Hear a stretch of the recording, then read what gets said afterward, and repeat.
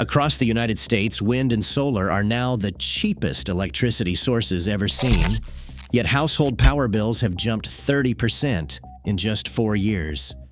Generation costs have plummeted, but the savings never reach your wallet.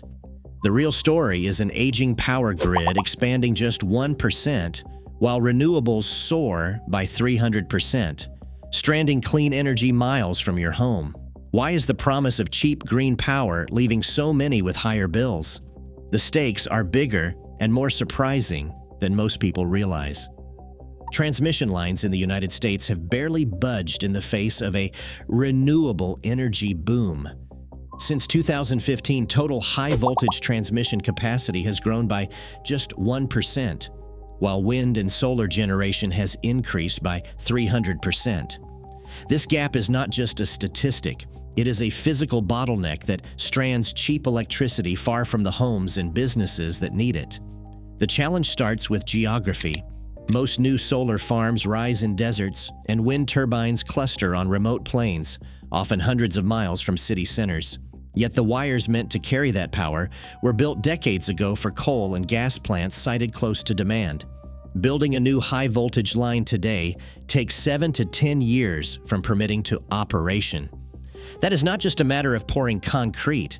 Every mile must clear environmental reviews, landowner negotiations, state and federal siting battles, and sometimes years of litigation. In contrast, a utility-scale solar or wind plant can go from groundbreaking to full operation in just 18 months. The result is that new renewable projects come online long before the grid is ready to deliver their power. The numbers tell the story. Only about 1,500 miles of new high-voltage lines have been completed nationwide since 2010, a fraction of what is needed to keep up with renewable growth. The Department of Energy estimates the country needs at least 20,000 more miles of major transmission by 2030 to reach clean energy goals. Yet in 2024, fewer than 300 miles were added, one of the slowest years on record. The mismatch between how fast renewables can be built and how slowly the grid expands leaves vast amounts of clean energy stranded. A Princeton University analyst put it plainly, the grid was built for a world of predictable baseload.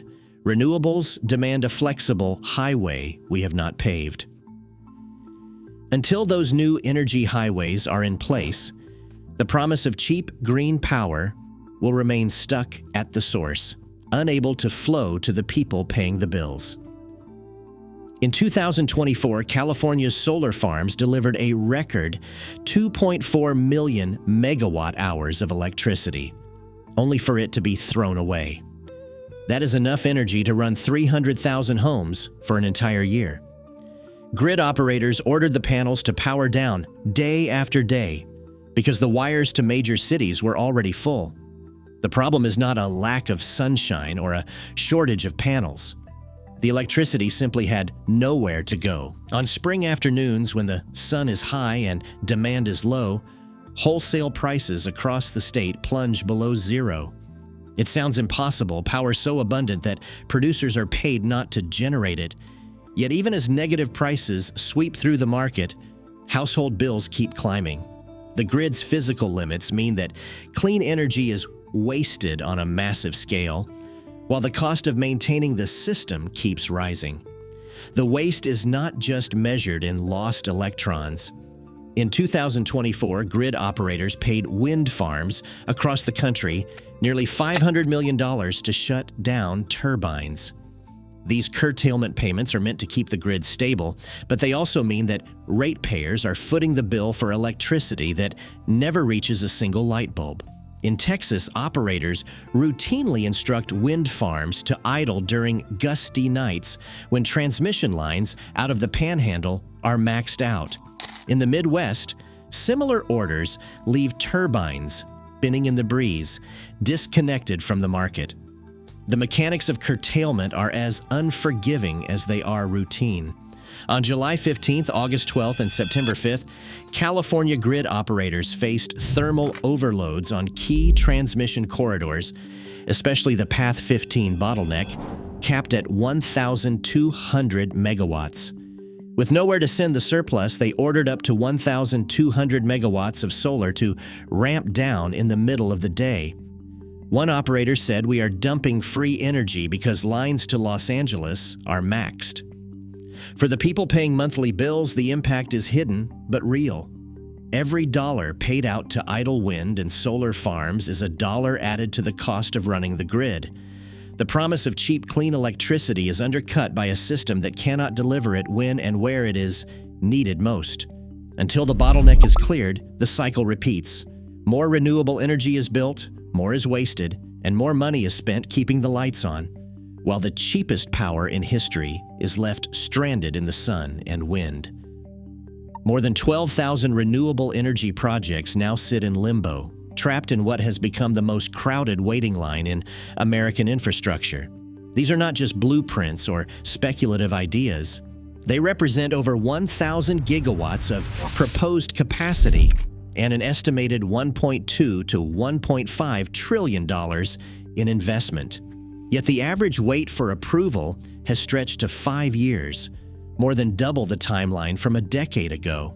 For developers, each year spent in the queue means millions of dollars in holding costs, mounting uncertainty, and the constant threat of financial collapse. In the Mid-Atlantic, the PJM interconnection queue once ballooned to 2,700 projects before reforms forced a mass culling.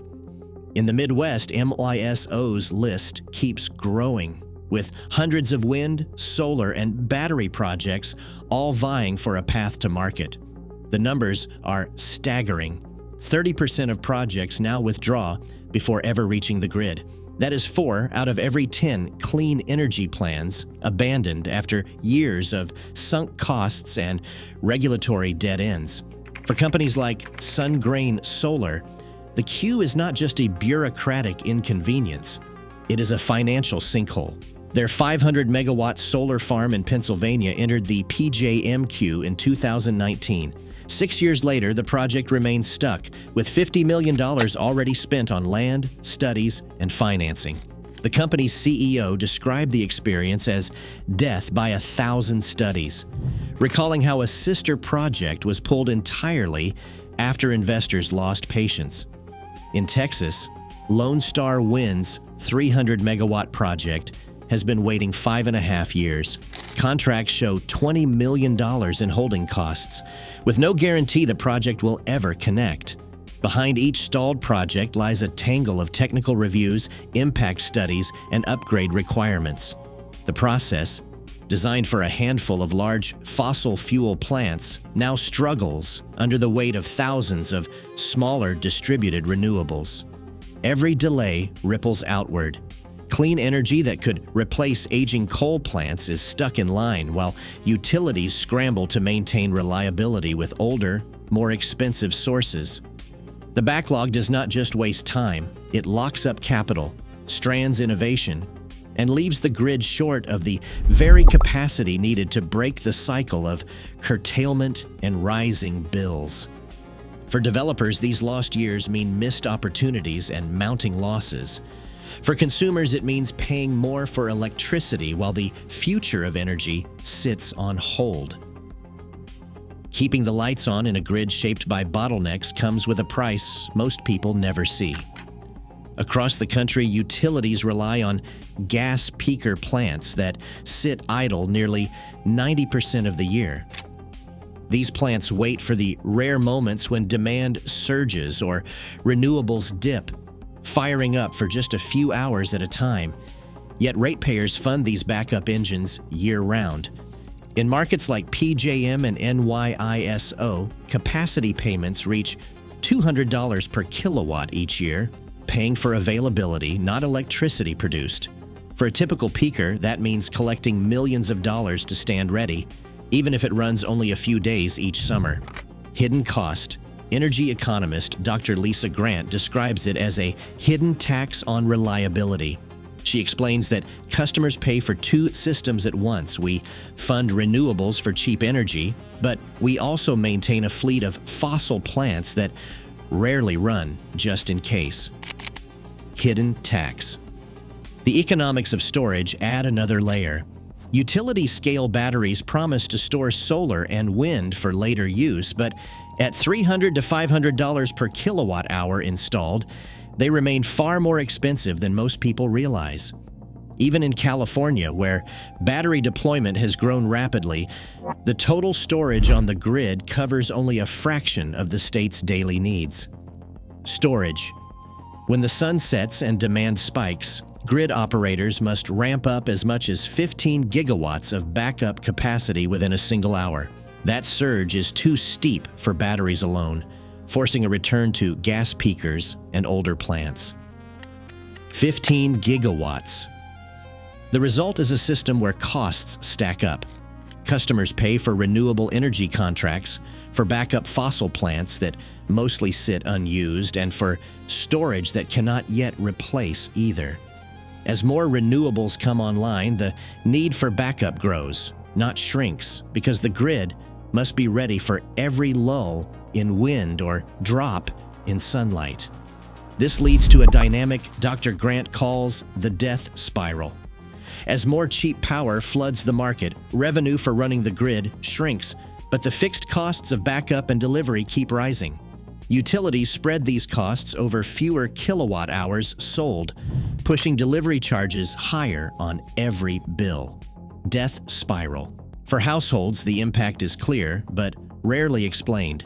The promise of cheap, clean electricity is offset by the unseen costs of reliability, costs that climb each year as the grid struggles to balance abundance and scarcity. Until the economics of storage catch up and until the system is redesigned to handle fast ramps and variable supply, ratepayers will keep funding a backup plan built for yesterday's grid. Reliability. The cost of upgrading America's power grid is staggering. Princeton researchers estimate that reaching clean energy goals will require $360 billion in new transmission lines by 2030 alone. The Department of Energy projects the full modernization bill could reach $2.4 trillion through 2050. These are not just abstract figures. They translate directly into higher monthly bills for millions of households. Utilities have already begun passing these costs to customers, with rate increases of 3 to 6% per year appearing in state-approved filings across the country. For regulators and utility executives, the dilemma is clear. The grid must be rebuilt for a future powered by renewables, but every mile of wire comes with a price tag that lands on the ratepayer's doorstep. In Illinois, ComEd's 2023 rate case included a 15% hike, justified by the need to fund transmission upgrades and storm hardening. In Texas, Oncor's base rate jumped by 18% after winter storm recovery costs and new infrastructure investments.